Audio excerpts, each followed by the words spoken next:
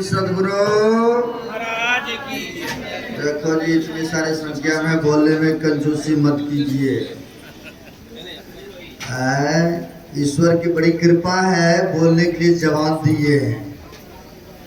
जो गूंगा व्यक्ति है उसको कहिए बोलिए भगवान का, ईश्वर का नाम, बोलेगा? नहीं बोलेंगे। इतना ही कृपा नहीं है, देखने के लिए सुंदर सा आंख भी दिए हैं। जो सूरदास है कहेंगे चलो वहां पर बाबा गण आए हैं, चलो दर्शन कर लो। अगर कहीं चल करके आ भी जाएंगे, दर्शन नहीं कर पाएंगे क्योंकि देखने के लिए आंख नहीं है।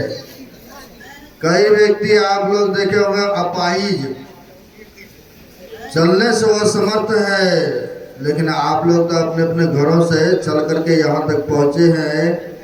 इससे यह पता चलता है कि आपके ऊपर ईश्वर की विशेष कृपा है, तभी सभी अंगों से भरपूर है।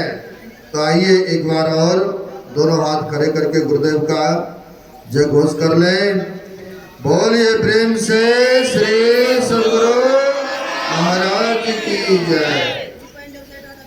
अखंड मंडल कारणम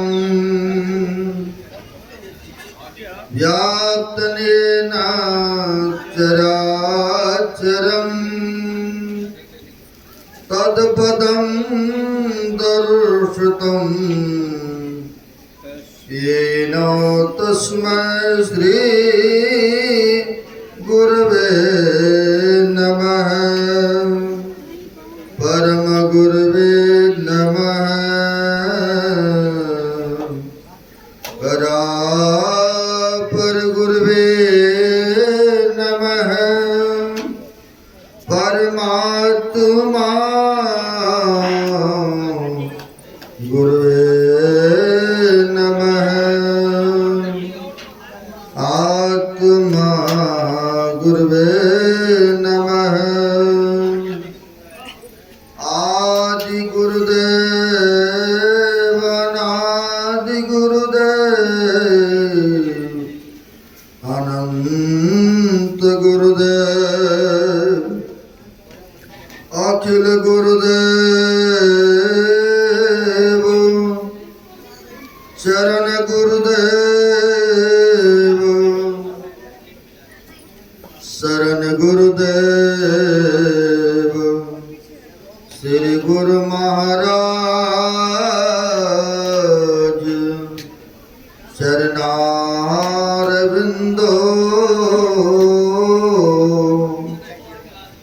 नमो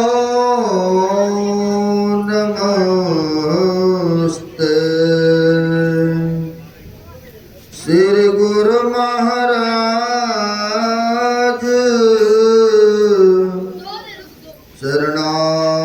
चरणारविंदो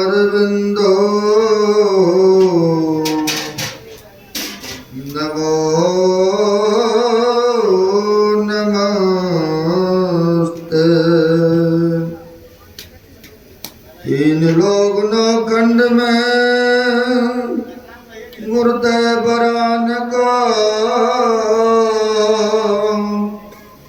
करता करे न कर सके, गुरु करे सो। सब धरती कागज करो, लेखन सब बन राम। सात समुद्र की मसी करो,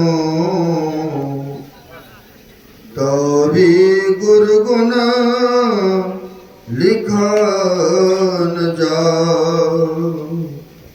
सदगुरु की महिमा अनंत अनंत किया उपकार।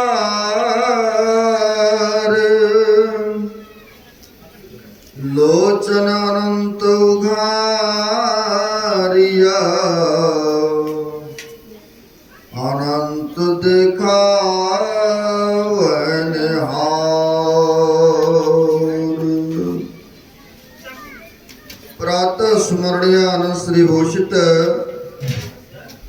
कन कन में जन जन में व्याप्त जग उद्धारक जग कल्याण कारक ऐसे सर्वव्यापक गुरुदेव के पाद पद्मों में असंख्य असंख्य बार नमन है। तीर्थों को भी पावन करने वाले मंचस्थ पूज्याति पूज्य पूज्य साधु चरण उपस्थित सदगुरु के सद्भक्तगण, जो मानव शरीर का कर्तव्य है वह कर्म करने हेतु यहाँ पर आप लोग पधारे हुए हैं। अभी हम आप पाठ के क्रम में सुन रहे थे, गुरु के संबंध में उपनिषदकार बताते हैं, इस शरीर रूपी में सारे विद्याएं, सारे तीर्थ, सारे देवताएं इस शरीर में विद्यमान हैं, लेकिन जब तक बताने वाला गुरु नहीं तब तक हम आप उस विद्या को, उस देवताओं को दर्शन नहीं कर सकते हैं, विद्या को प्राप्त नहीं कर सकते हैं। कहा है इस शरीर में क्या क्या विद्यमान है। तो महापुरुषों ने कहा सर्व विद्या च देहस्था सर्व विद्या च देहस्था सर्वदेवता देहस्था सर्व तीर्थाणि गुरुवाक्य न लभ्यते। महापुरुष कहते हैं इस शरीर रूपी में सभी विद्या विद्यमान है। अगर नहीं ऐसा होता, पुस्तक रखे हुए हैं, अगर गुरु बताने वाला नहीं मिले तो कोई भी अक्षर का बोध नहीं कर सकते। तो महापुरुष कहते हैं इस शरीर में सब तीर्थ भी है, सभी देवता विराजमान है, लेकिन महापुरुष कहते गुरु वाक्य न लभ्यते, यानी जब तक सदगुरु बताने वाला नहीं मिलेंगे तब तक हम आप वह देवता, वह विद्या को हासिल नहीं कर सकते हैं। क्योंकि इस शरीर में सभी विद्यमान हैं, बताने वाले की आवश्यकता है। संसार का भी कोई काम करते हैं, अगर चलिए गाड़ी चलाने आपको नहीं आ रहा है, जिनको मालूम है उनसे आप सीखते हैं, यानी बताने वाला कोई को गुरु होते हैं। संसार के काम बिगर बताए काम नहीं चलता है, तो परमार्थ काम कैसे चलेगा? या कोई मशीन फैक्ट्रियों में चलाते हैं, जब तक जानकारी नहीं है आप कुशलता पूर्वक वह कार्य नहीं कर सकते। अब जिनको जानकारी है, जिनको मालूम है, उनसे सीखते हैं, उनके सानिध्य करते हैं, तो आप भी सीख जाते हैं, वह कला में परिपक्व हो जाते हैं। यहाँ पर बात आ जाती है सिखाने वाला कोई न कोई होता है, आपसे श्रेष्ठ होते हैं, गुरु होते हैं, उनको दर्जाएं, गुरु की दर्जाएं देते हैं। जब संसार के काम नहीं चले तो भवसागर से, संसार सागर से कैसे उद्धार होगा? इसलिए महापुरुष कहते हैं सारे विकारों, सारे क्लेशों से दूर होना चाहते हैं, तो जब तक उनका कृपा नहीं होगा तो कहते कोई भी उद्धार नहीं पा सकते हैं। आए दुर्लभो विषय त्यागो दुर्लभम तत्व दर्शनम दुर्लभा सहजावस्था सदगुरुम तम करना बिना, यानी सदगुरु की कृपा के बिगर वह अवस्था हमें प्राप्त नहीं हो सकता है। सभी कोई चाहते हैं ना कि उस परमात्मा का दर्शन हो, उनका सुख मिले, वह शांतिमय जीवन हम व्यतीत करें। प्रत्येक मानव की ऐसी इच्छाएं बनी रहती है, लेकिन सदगुरु की कृपा कैसे प्राप्त करेंगे?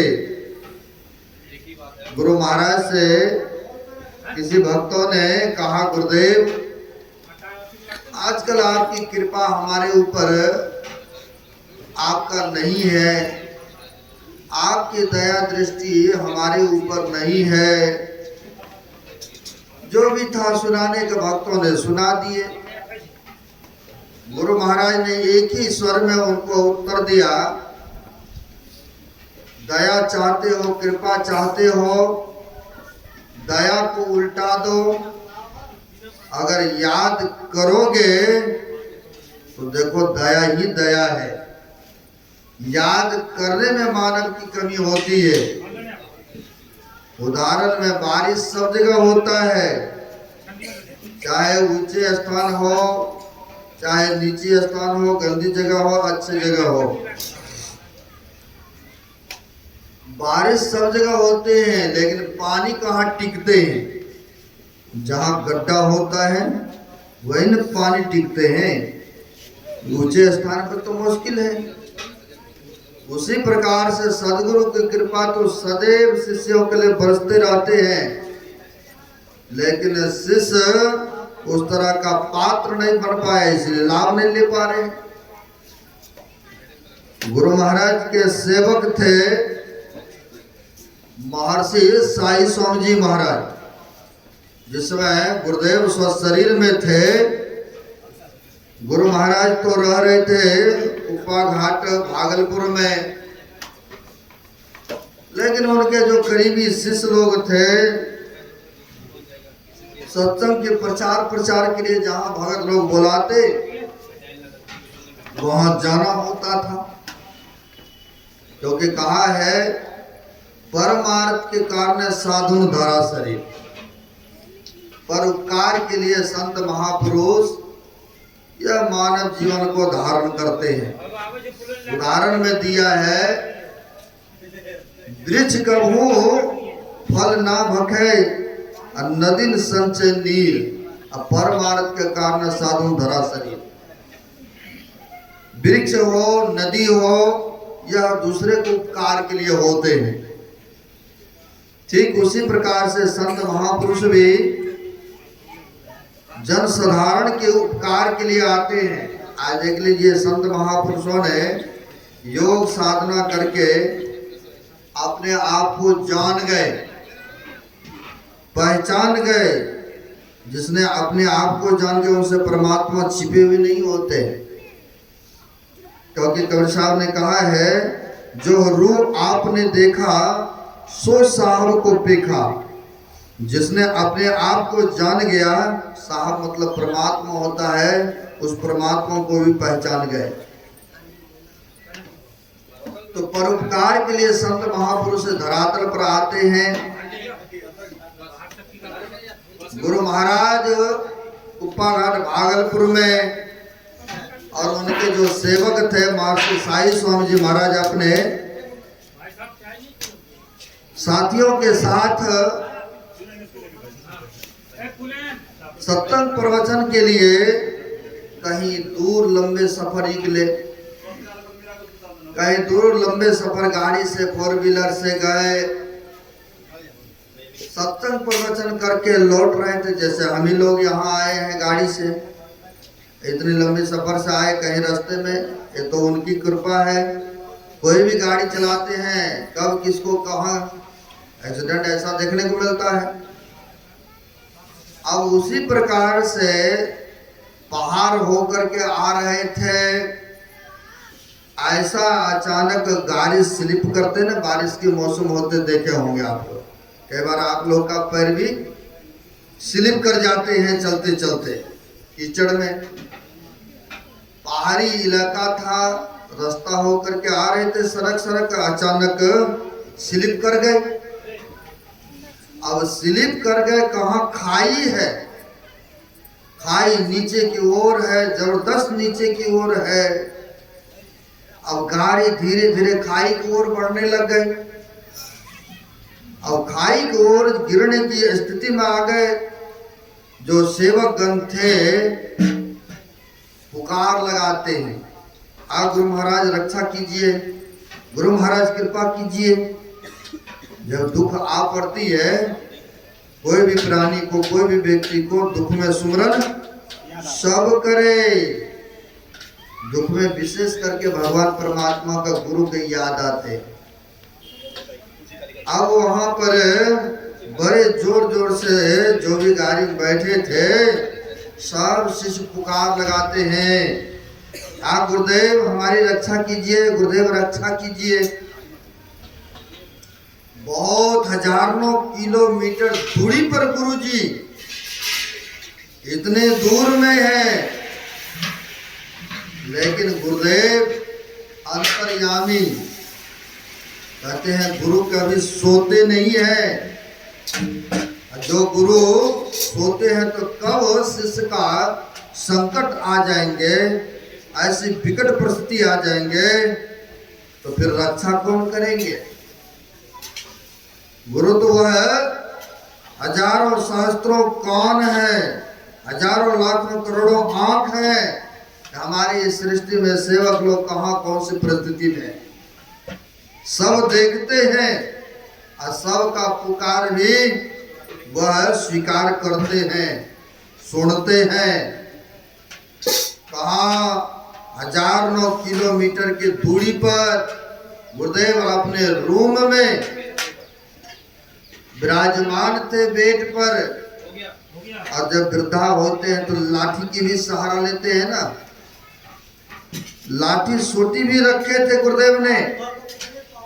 और वह देखते हैं सेवक लोग गुरुदेव की विश्राम करने का समय है, जैसे लंच के बाद विश्राम करते हैं ना दोपहर के समय।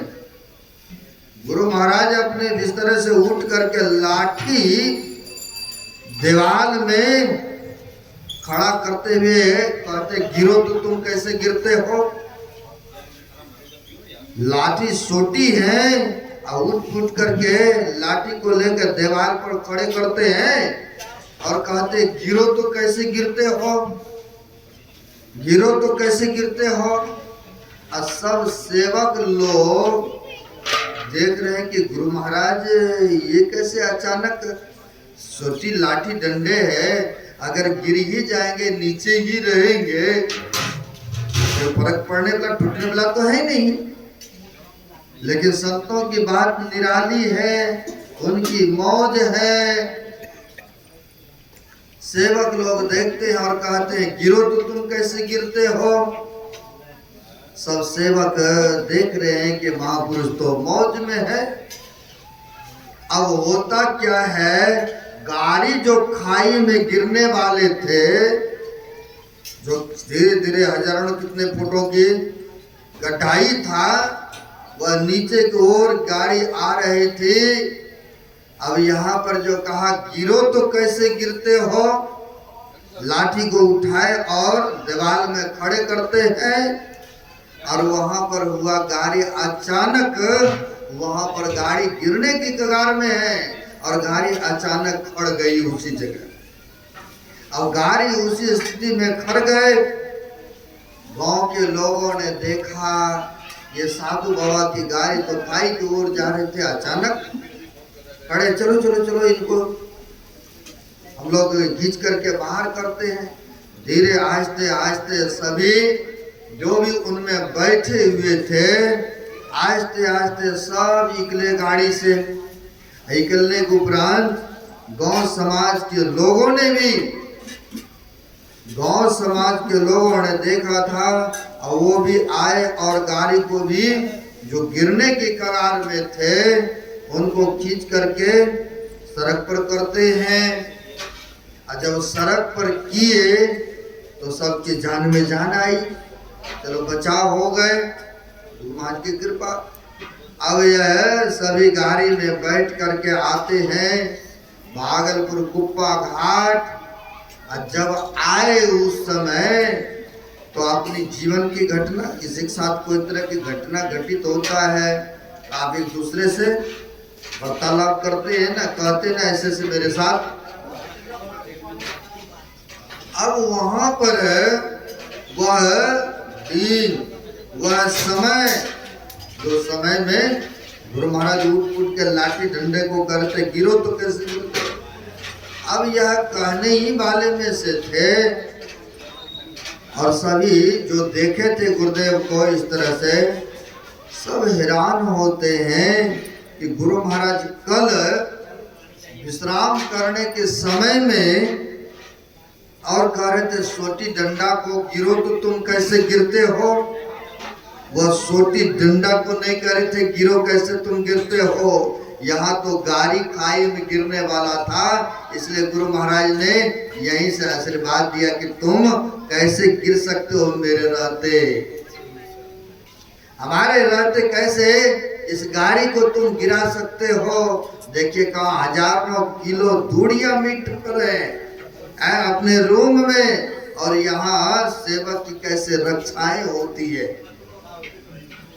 इसलिए कहते हैं जो गुरु बसे बनारसी, सी समुंदर तीर, एक पलक बिसरे नहीं जो गुण होए शरीर।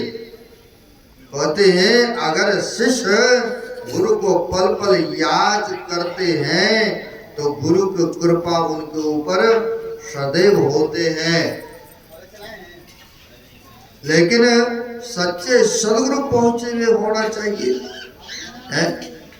तो सदगुरु कहते हैं वह होते हैं जिनके अंतःकरण के आवरण सारे भेदन हो चुका है, सारे आवरणों से पार हो चुके हैं, सारे बंधनों से छूट चुके हैं।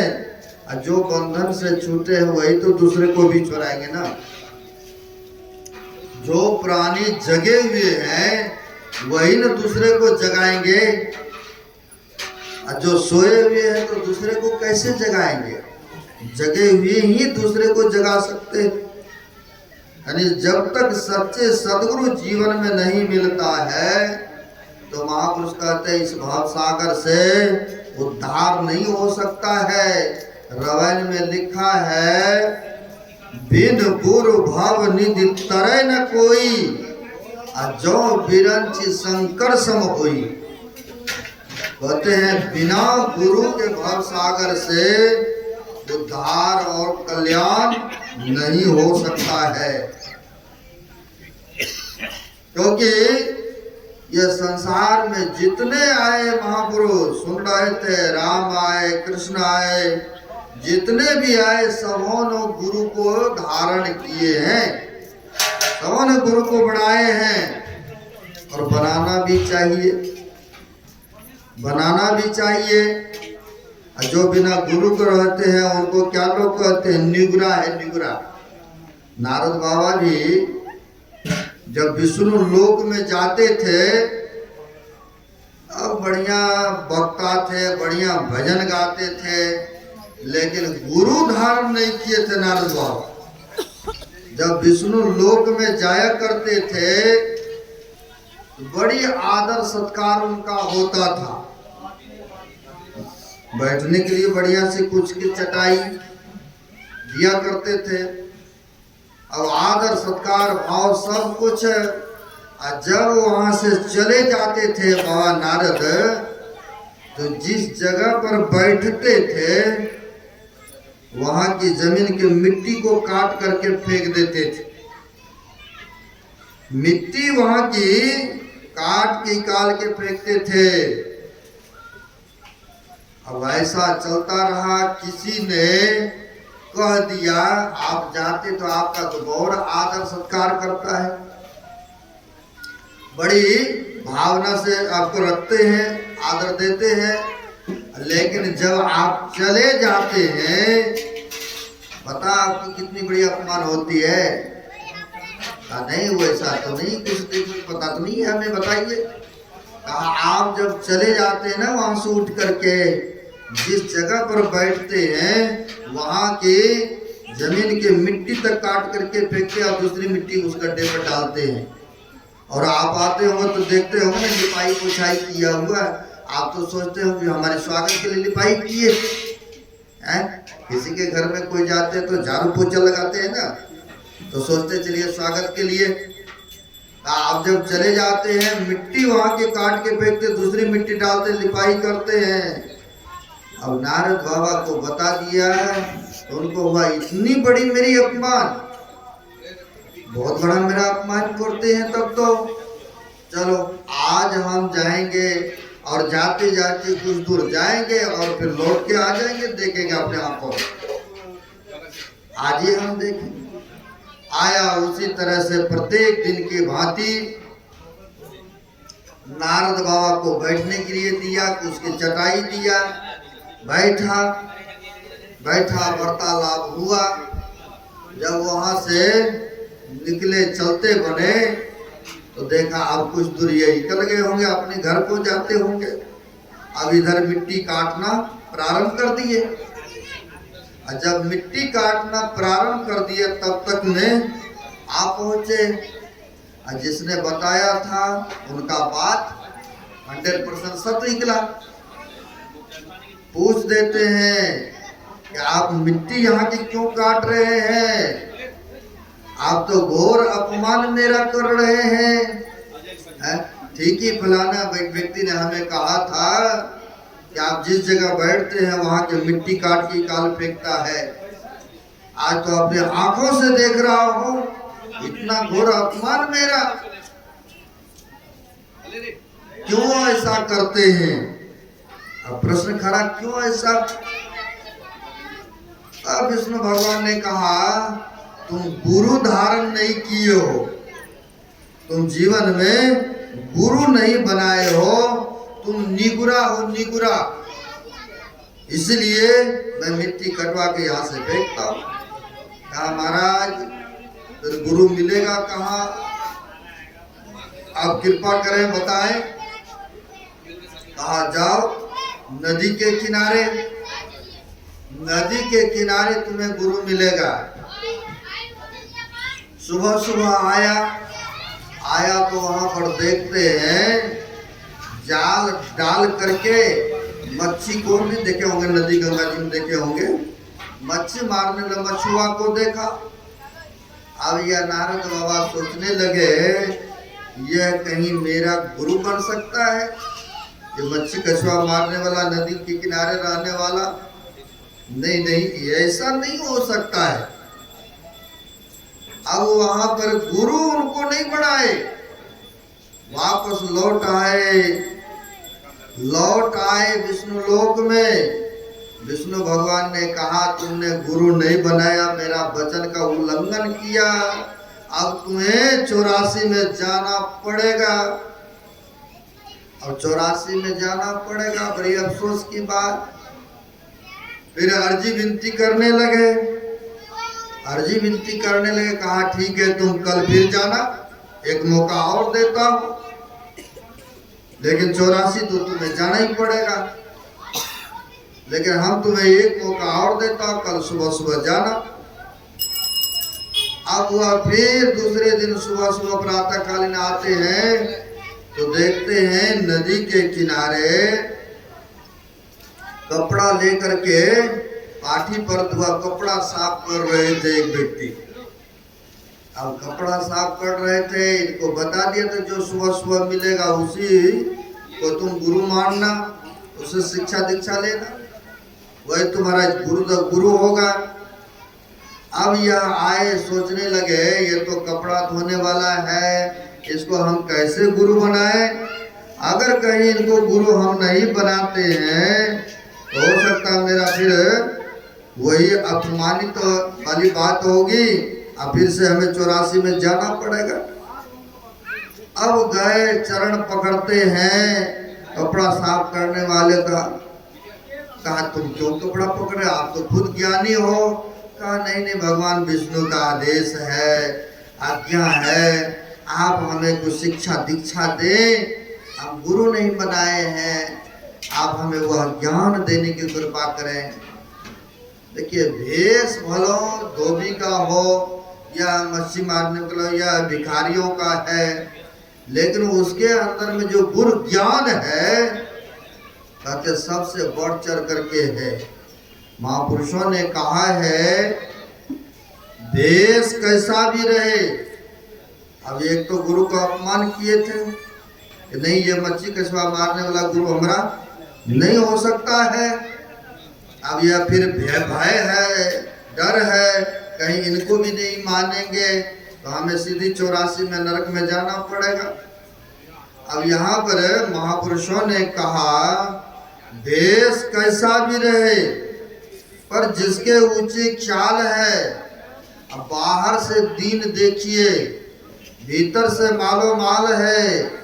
कोई कहते भिक्षु है, कोई कहे कंगाल है, पर पहने हुए वह गुदरी का लाल है।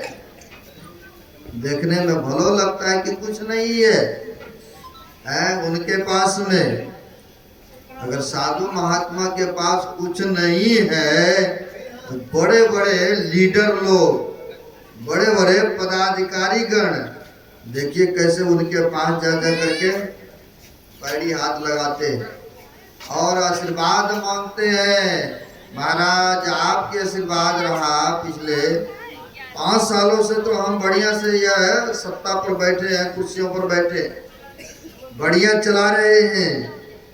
अब फिर से इलेक्शन आ पड़ी है, आपकी अगर दया दृष्टि हो तो हम फिर से जीत जाए इलेक्शन में। साधु संतों के पास जा जाके आशीर्वाद लेते क्यों? क्योंकि उसके पास में नाम जप का पूंजी है। वो कुटिया में रहते हैं, नाम जपते रहते हैं, भगवान ईश्वर में उनका लो लगा रहता है। इसलिए उनकी अगर वचन निकल जाएंगे तो वो संभव काम भी संभव हो जाएंगे। क्योंकि कहा है जो बात दबाव से नहीं होती है, बात दुआ से होते हैं। अगर मिल जाए पूरे मुर्शद तो बात उस खुदा से होते हैं।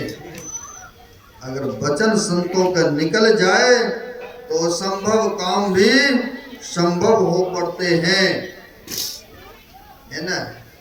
वो संभव काम भी संभव हो जाते हैं। देखने में तो लगता है कि इनके पास कुछ नहीं है, कुछ भी नहीं दिख रहा है, लेकिन सब कुछ उनके पास में है। नाम जप का पूंजी है, वह सदाचार की पूंजी उनके पास है। वह झूठ नहीं बोलते हैं, किसी की चुगली निंदा नहीं करते हैं। उनके पास में सत्य का पूंजी मौजूद है।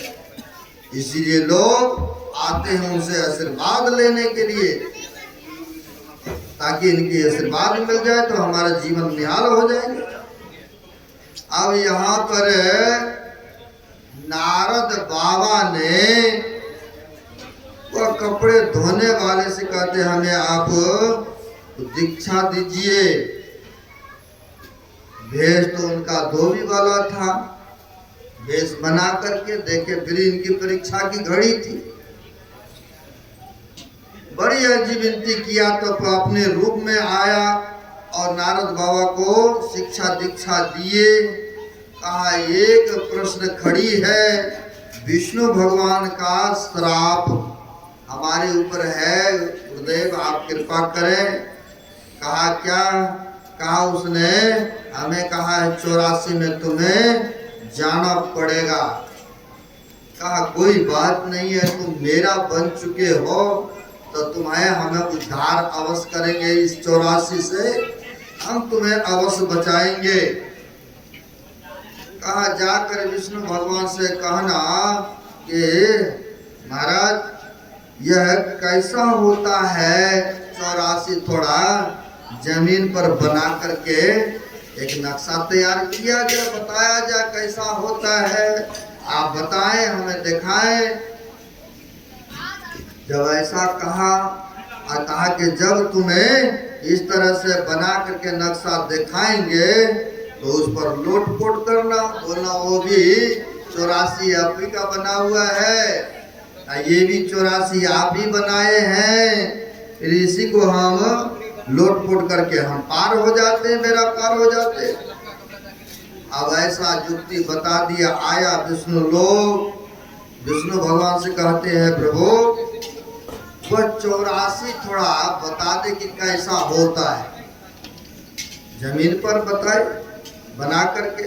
और जब बनाया नक्शा बनाते हैं ना घर मकान बनाने से पहले पहले दिमाग में आता है बातें, और तब कागज पर बनाते हैं, और तब उसका रूप बाहर में ईटा सीमेंट सरिया कर देते हैं।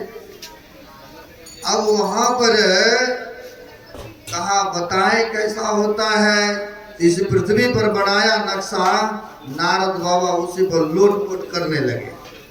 और जब लोटपोट करने लगे तो विष्णु भगवान कहते ये क्या कर रहे हो नारद।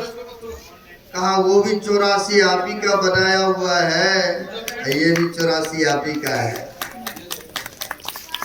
ये भी 84 आप ही का, मैं तो 84 पार कर रहा हूँ। देखिए गुरु के मुताबिक चला तब ना मेरा पार हो गए हैं। इसलिए कहते बिन गुरु भव निधि तरह न कोई, जो बिरंची शंकर सम होई। बिना गुरु का भवसागर से पार नहीं हो सकता है। इसलिए गुरु सर्वोपरि होते हैं। एक सड़क जा रहे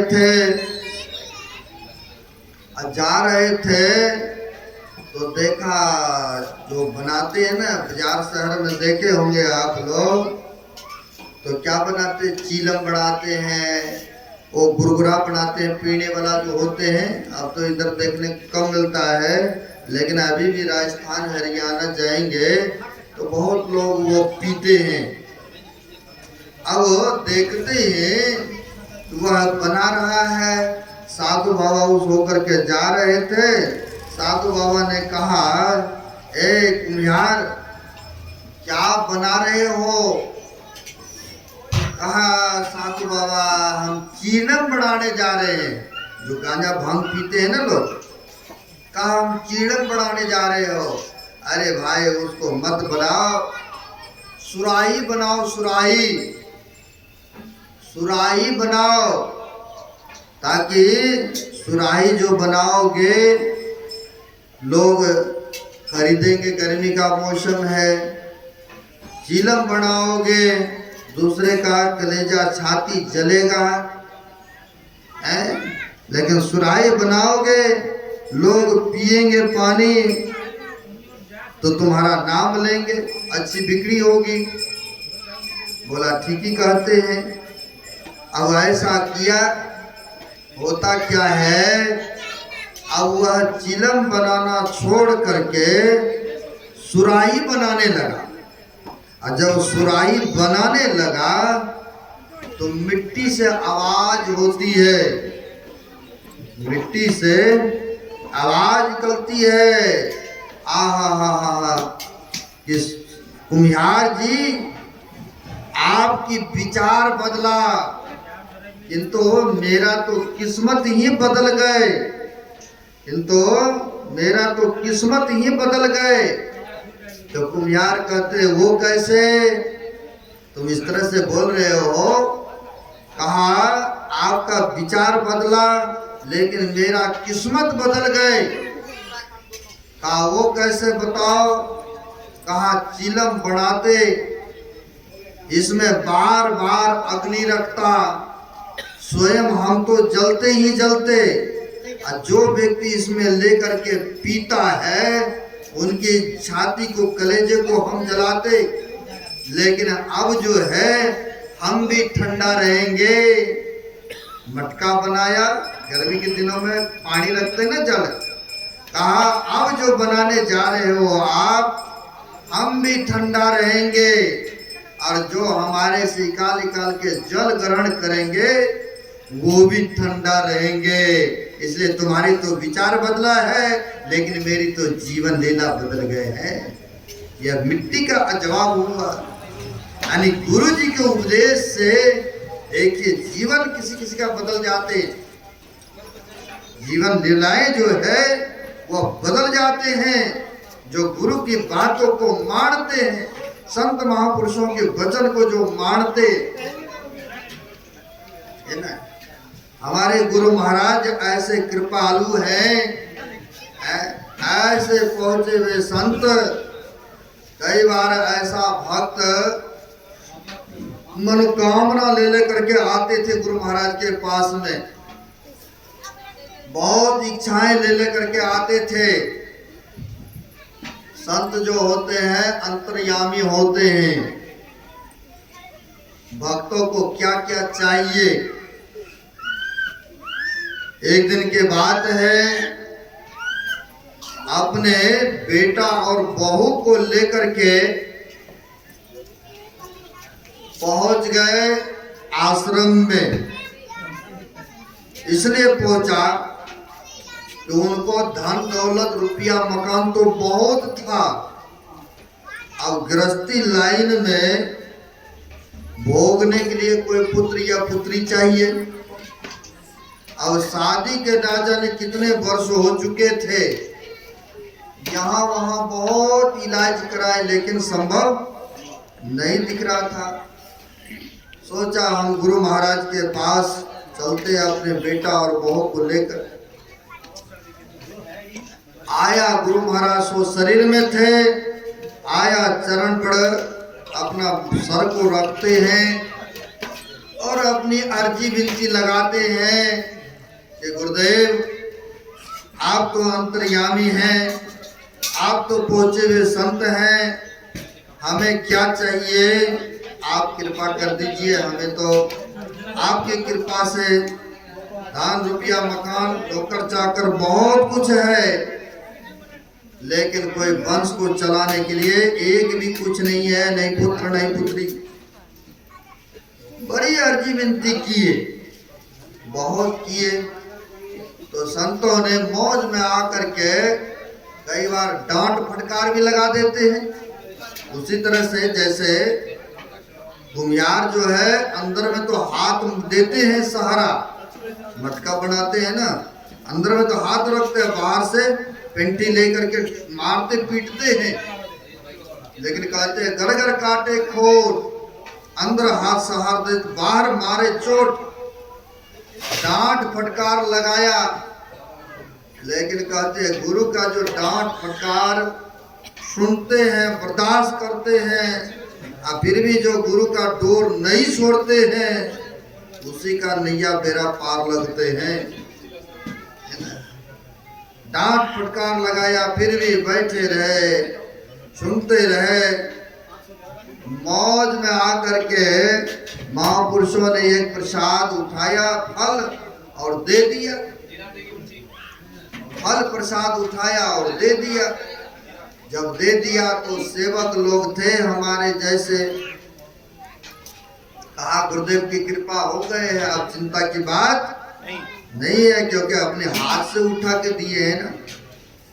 है जैसे आप लोग जानते होंगे गोकर्ण के बारे में भी, गोकर्ण के पिता ब्राह्मण थे, आत्मदेव। पुत्र की इच्छा से जंगल में चले गए थे तपस्या करने। राजपाट तो सब कुछ है, लेकिन एक भी वंश नहीं है।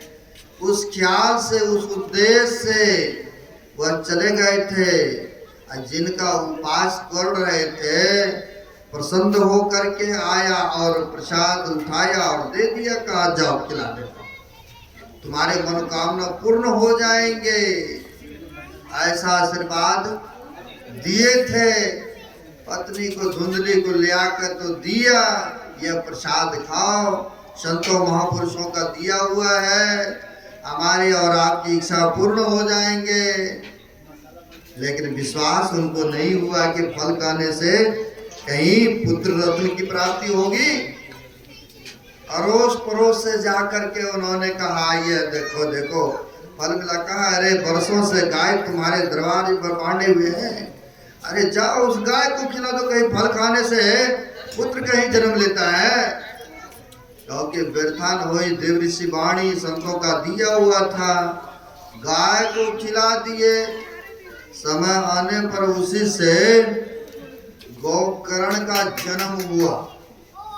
गोकर्ण इसलिए नाम रखा, शरीर तो मानव का था लेकिन कान जो जानवर के गाय भैंस का हो तो उस तरह का था, इसलिए गोकर्ण नाम रखा था, है ना। यानी कहने का भाव, संतों का जो प्रसाद होता है दिया हुआ वो व्यर्थ कभी नहीं जाते। नहीं जाते हैं, बेशक समय लगते हैं।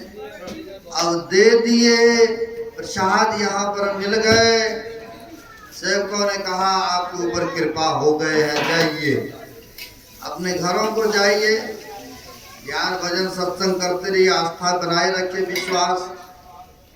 अब ऐसा कहा, अब वहां पर रहने लगे। वर्षों बाद जाकर के उनके घर में, शादी के कितने वर्ष हो चुके थे, नहीं हो रहा थी, यहाँ वहाँ कर रहे थे दवाई दारू।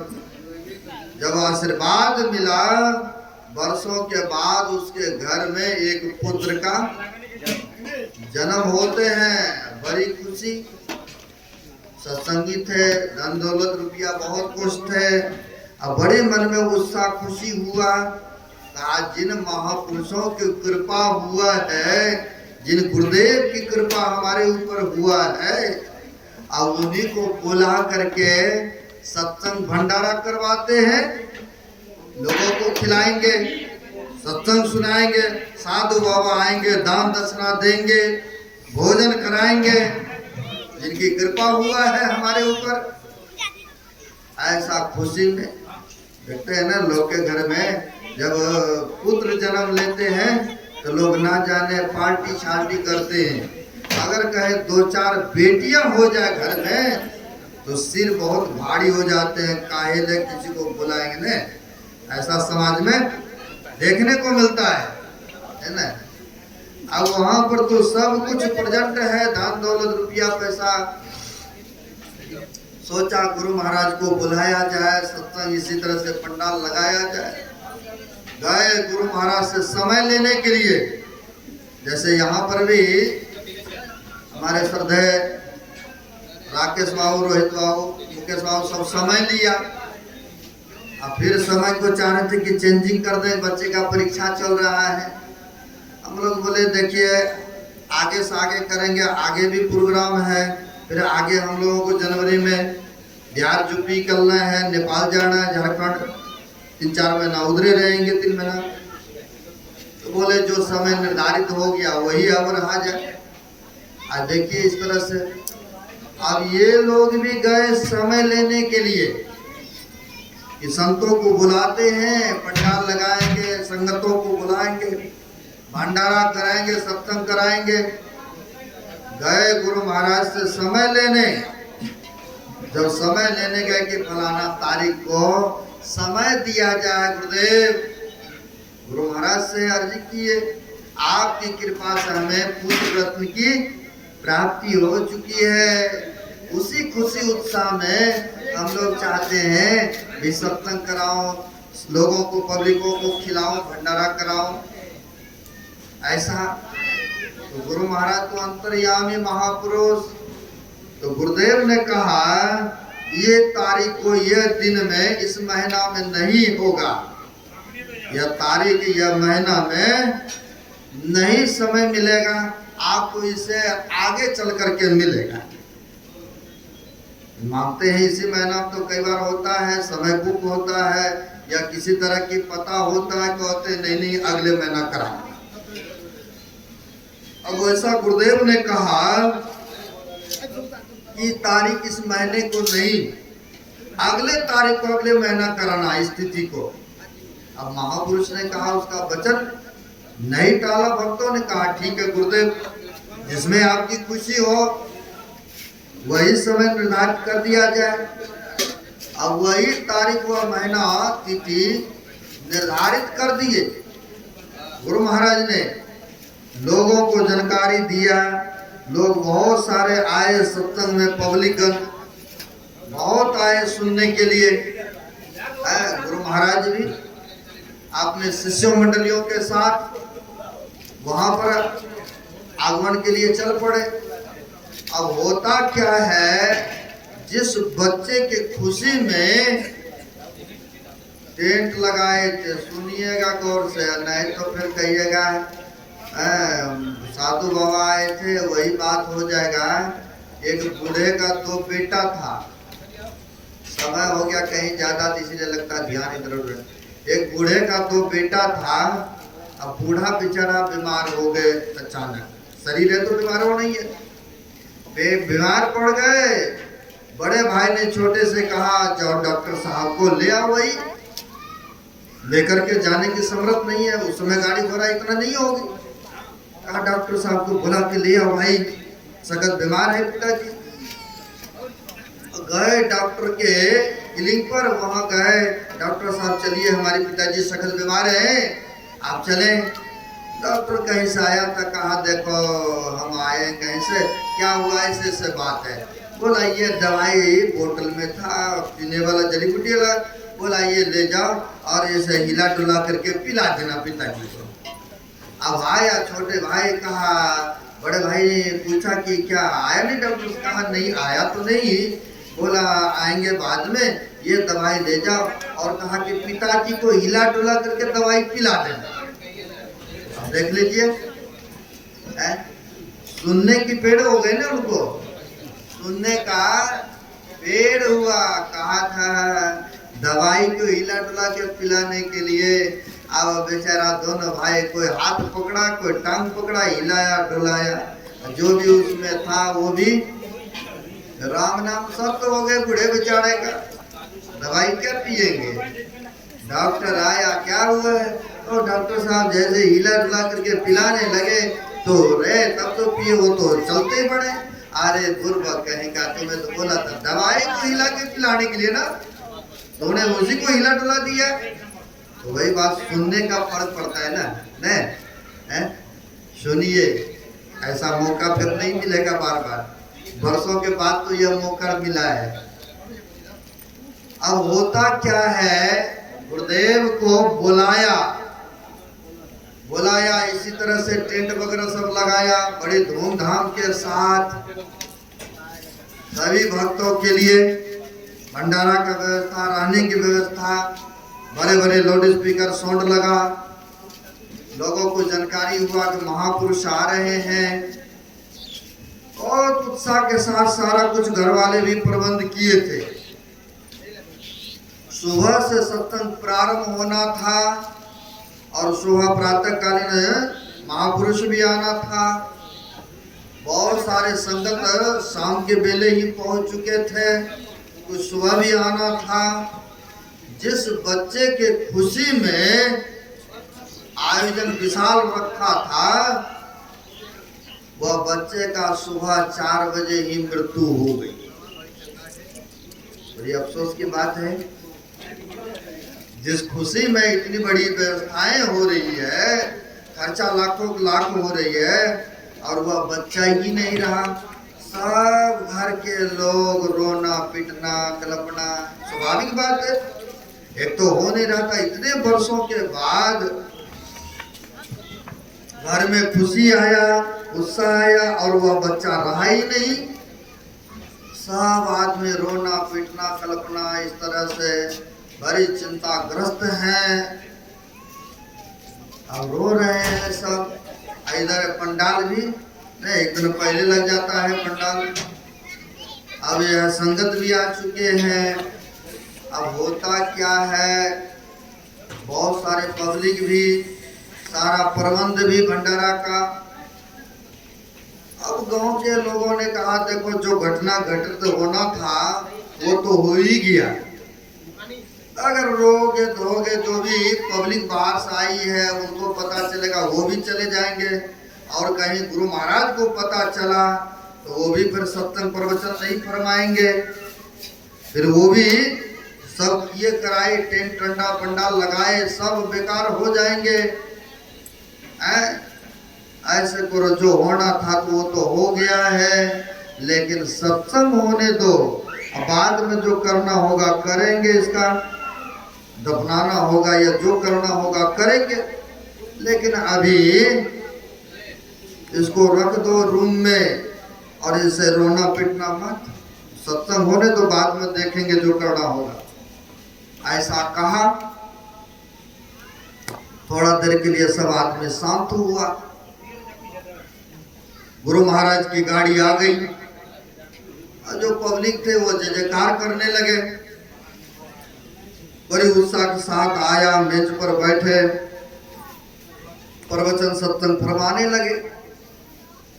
अब सत्संग प्रवचन फरमाने लगे तो लोगों ने सुना, बड़ी उत्साह के साथ भंडारा हुआ। होता क्या है, जब सत्संग संपन्न होता है, प्रसाद लेने, माथा टिकने मेज के पास आते हैं पब्लिक। जब आया तो घर के लोग भी आते हैं। जब आते हैं वहां पर देखते हैं उनको बड़ी उदासी पर। अब खुशी की मार मुंह की फेस तो अलग होते हैं ना। अब कोई शोकग्रस्त है, चिंतित है, तो उनकी देखिए फेस की रुखे, उनके मुखारविंद का देखिए बड़ी वह उदास, बड़ी इस तरह से मायूस बने हुए हैं।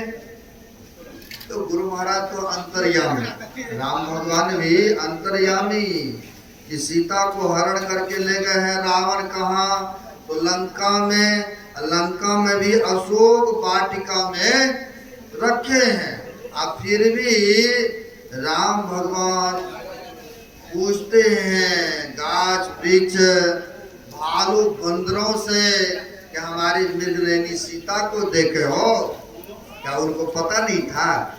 पता तो सब था, लेकिन जब मानव शरीर में आते हैं, एक मानव की तरह नर लीला करते हैं। कई बार लीला करते सब साधारण की तरह।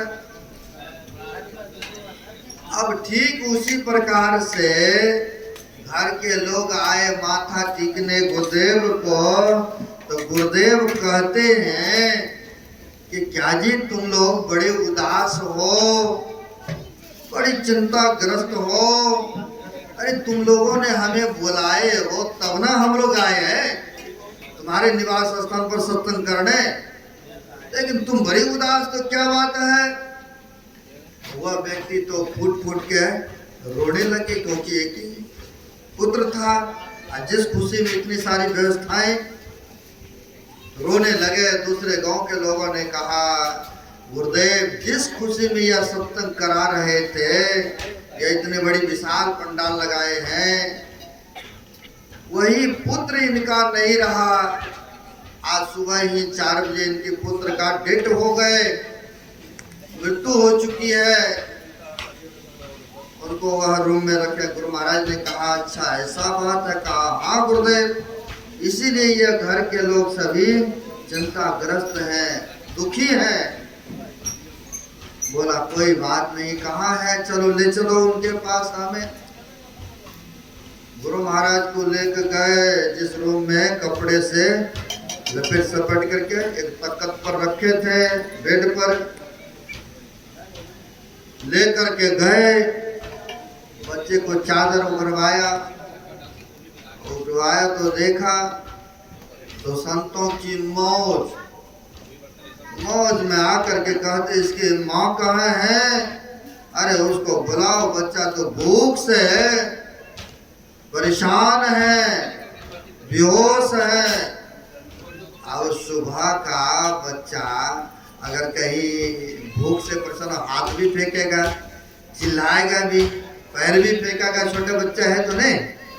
अब किसी को विश्वास वहां पर नहीं हो रहा है कि गुरुदेव ऐसे से कह रहे हैं कि यह बेहोश पड़ा है, भूख से परेशान है।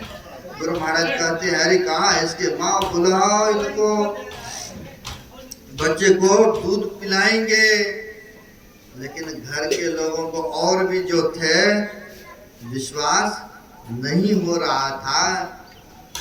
तो उन्हीं में एक समझदार व्यक्ति भी थे, वो कहते हैं जैसे गुरुदेव कह रहे हैं वैसे करो।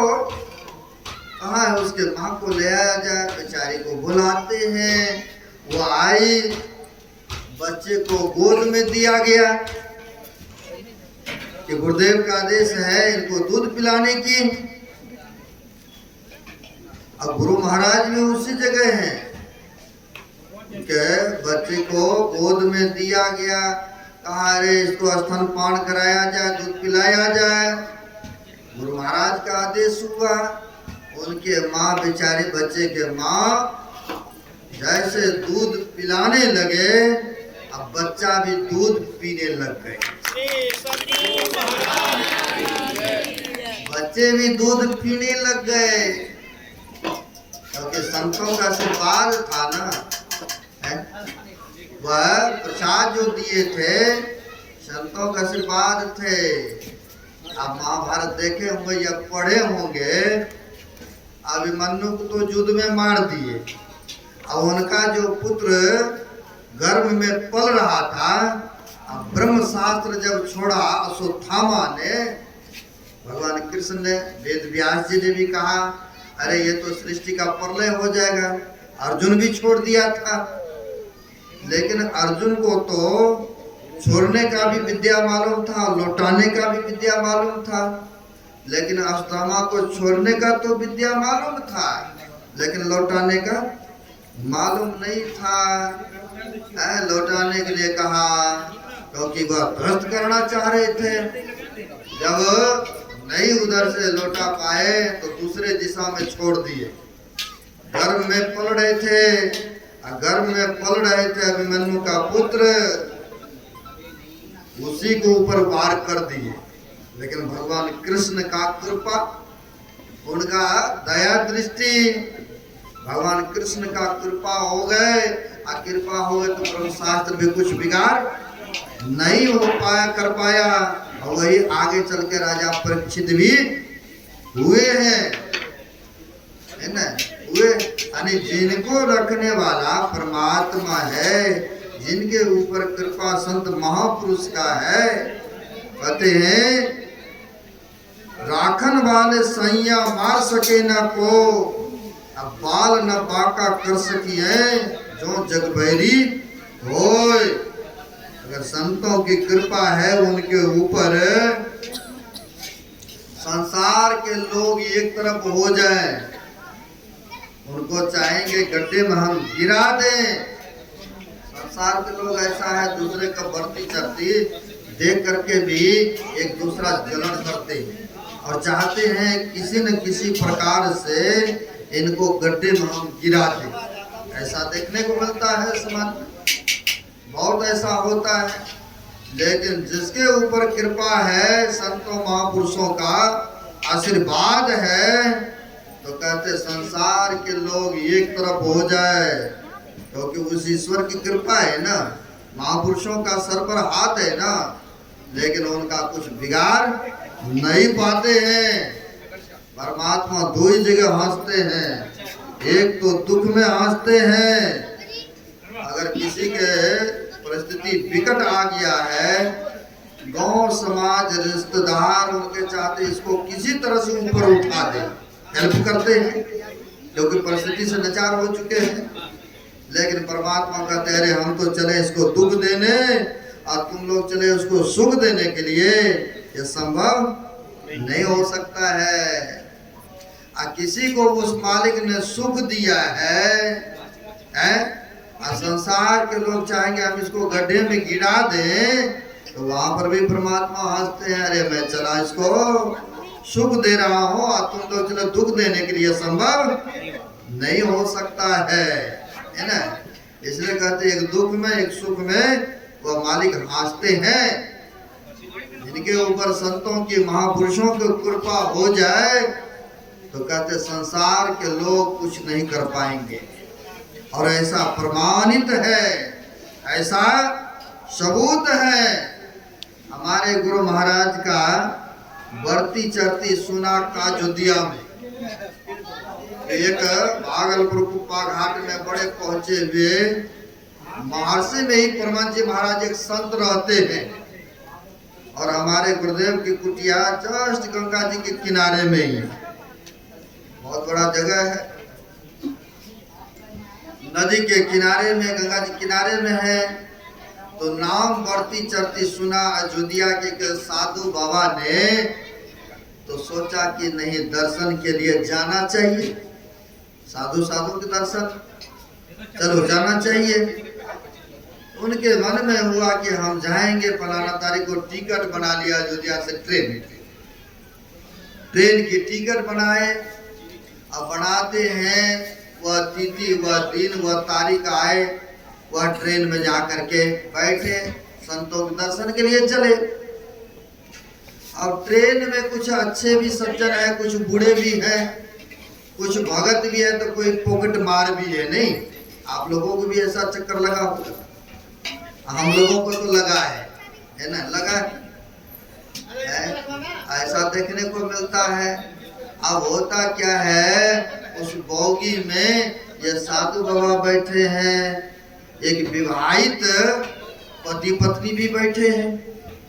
कई बार कोई पार्टी में या रिश्तेदार में जाते हैं, जो भी पेटी में या अलमारी में सोने चांदी या नए नए वस्त्र होता है पहन करके जाते हैं ना, तो वह सफर के लिए जा रहे थे कहीं दूर, पति पत्नी बढ़िया से गहने जेवर, बढ़िया कपड़ा, बैग वगैरह सब कुछ थे। उस बोगी में बैठे थे, साधु बाबा भी थे और भी पब्लिक थे और भी थे। जब गाड़ी स्पीड हुई तो यह व्यक्ति जो थे 2 4 10 वो थे, उनकी झुंडे कहिए लौट कहिए। अब जब गाड़ी स्पीड में दौड़ी, अब यह जो 2 4 10 व्यक्ति था, इसने कोई चक्कू निकाल लिया, कोई छुड़ा निकाल लिया, कोई कुछ निकाल लिया, और सबको कहा जल्दी जल्दी अपना जो भी है जेब में सारा दो, घड़ी जूता जो भी है तुम्हारे पास सोने चांदी सब दो। हर एक को चाहते हैं अपना अपना बचाने के लिए। अब इस तरह से जबरन खिंचातानी, साधु बाबा फिर भी कुछ नहीं बोल रहे। अब होता क्या है, विवाहित थे, नए नए पहने हुए थे जेवर गहने, जबरन खिंचातानी करने लग गए। जब करने लग गए तो पति उनका बचाने का कोशिश तो करेंगे, करने लगे। अब यह 2 कहाँ हुआ 10 व्यक्ति हैं। अब वो लोगों ने पकड़ा, जबरन जाकर के लेटरिन बाथरूम में बंद कर दिया, हाथ बांध करके पीछे।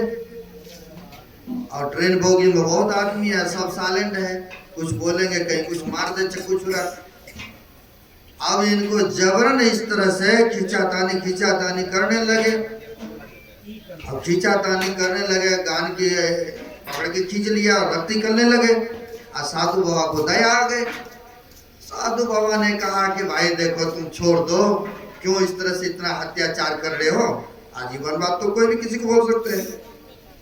अब इतना बोला, उन लोगों में से एक बड़ी ईर्ष्यालु थे, उसने कहा हम तो सोच रहे थे आप तो साधु बाबा इसलिए शांत होके बैठे हैं, हम भी आपको कुछ नहीं कह रहे थे, लेकिन अब आप ही का काम पहले करना पड़ेगा।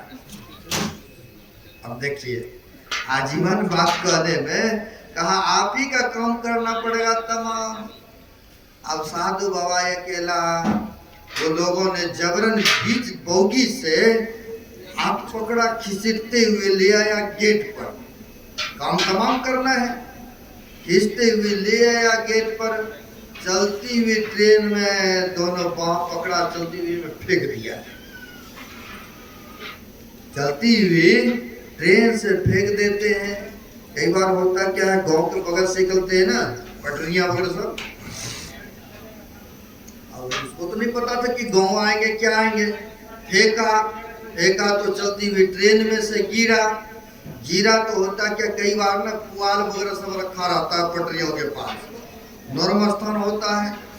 फेंका, गांव के पास में जाके गिरा, ये तो सुरक्षित रहा, इनकी बचाव हो गए।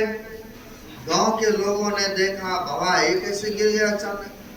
हमारे पास भी एक लड़का रहता था, बड़ी सेवा करते थे। आज जनसेवा जो सहरसा से चलती है ट्रेन, अब तो सुनते बंद हो गई। रात्रि का मौसम था, गर्मी का मौसम, वो आ गए गेट पर के बीच में। इस तरह से गर्मी लगती है, चलो गेट पर हवा लेंगे, बैठ गए।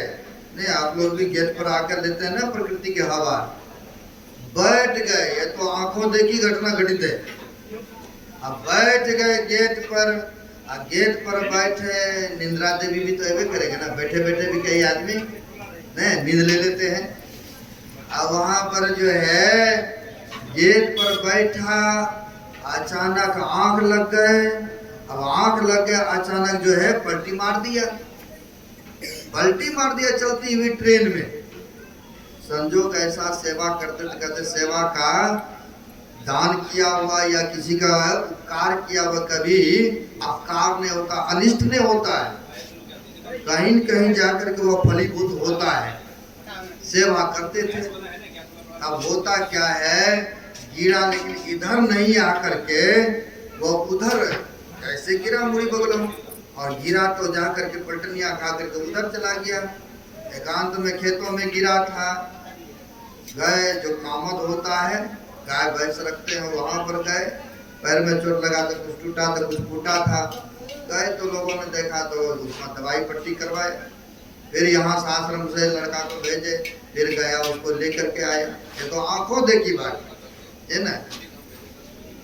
अब चलती हुई ट्रेन से साधु बाबा गिरा, गांव के लोग आया, कैसे गिर गए महाराज, क्या हुआ?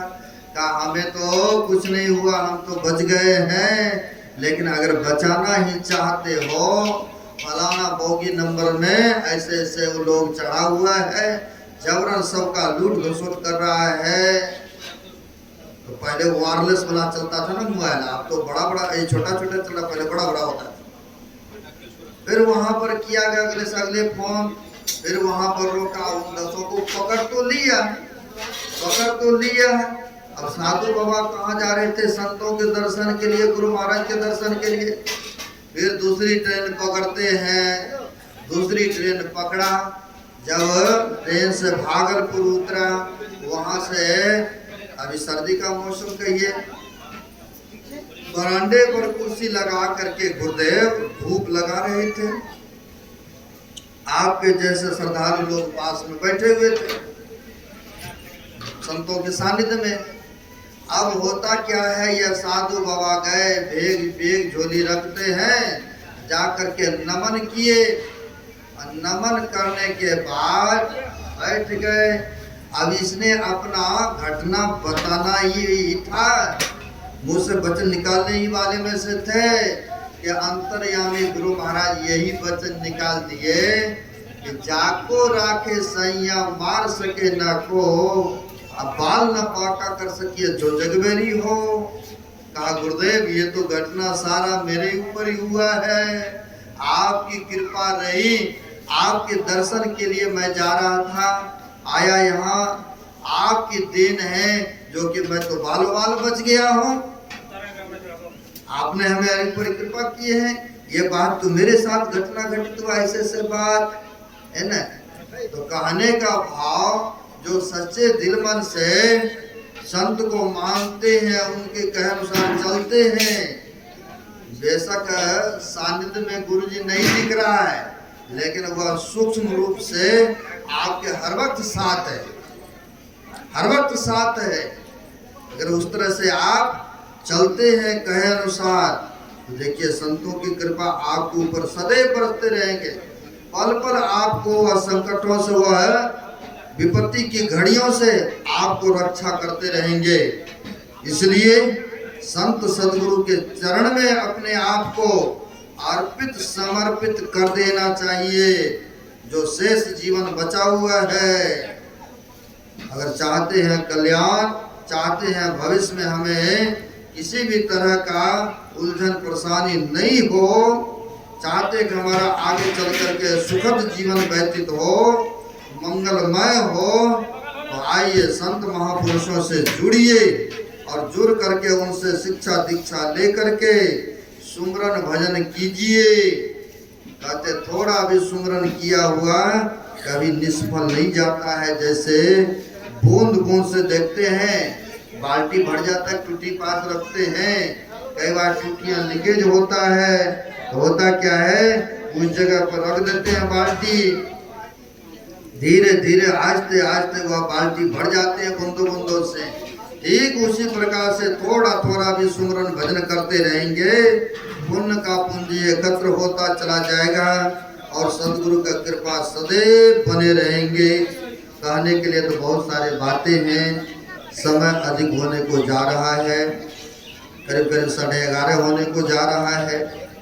आगे नहीं बढ़ूंगा। लेट से सत्संग प्रारंभ हुआ था, इसलिए लेट तक हमने किया। आप लोग भी बड़े श्रद्धा के साथ बैठे रहे, सुनते रहे। बड़ी खुशी की बात हुआ। बीच में कोरोना काल चल रहा था, नहीं हो पाया था, लेकिन इससे पहले कई साल तक सत्संग रेगुलर चलता रहा। हमारे श्रद्धेय राकेश बाबू, रोहित बाबू सब है, मुकेश बाबू सब है,